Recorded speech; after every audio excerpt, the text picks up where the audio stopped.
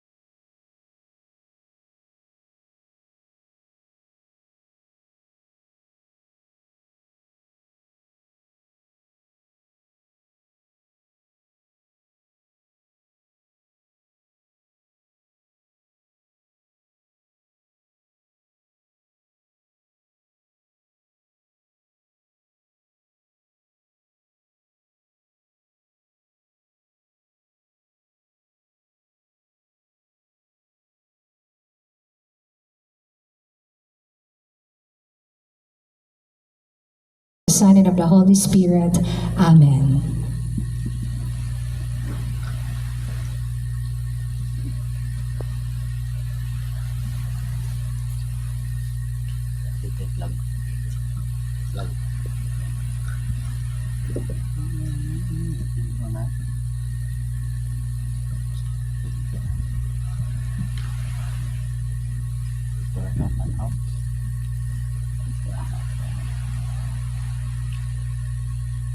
Ladies and gentlemen, the Philippine National Anthem. Bayang magiliw, pero sa silanganan, alam ng puso, sa titik mo'y buhay. Lupang hinirang, bulan ka ng mag-iing, sa manlulupit, kita masisingil, sa dagat at bundok, sa simoy at sa langit mong bakaw, may ilang ang tula at awit sa paglayang minahal. Ang isang ng watawat mo'y tagumpay na nagtitigil. Ang bituin ng araw niya kailan pang may magdidilim. Lupa lang araw ng walo aking pagsinta, buhay langit sa piling ko. Aming ligaya na pag may makakapit, ang namatay ng dahil sa'yo. Good evening once again, kanatong tanan.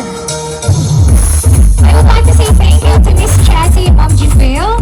And I hope nga komportable na sa atong mga lingkuran at diha. Okay, so mayong gabi ka natong tanan. Welcome to Kachinao. This time, let us give the floor to our first performer. Let us all welcome the Yefi of Kachinao Parish for the opening song.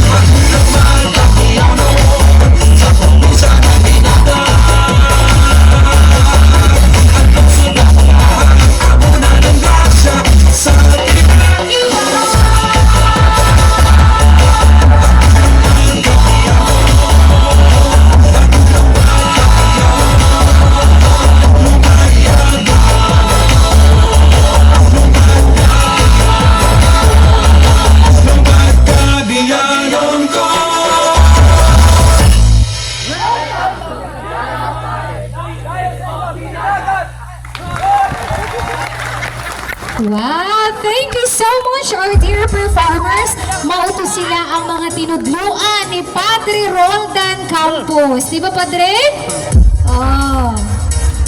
For this to welcome to this memorable occasion, let's give a warm round of applause to our DYO President of the Diocese of Dinagat, Master Pete Eracrin Gloria, for his welcome message. A hand, please.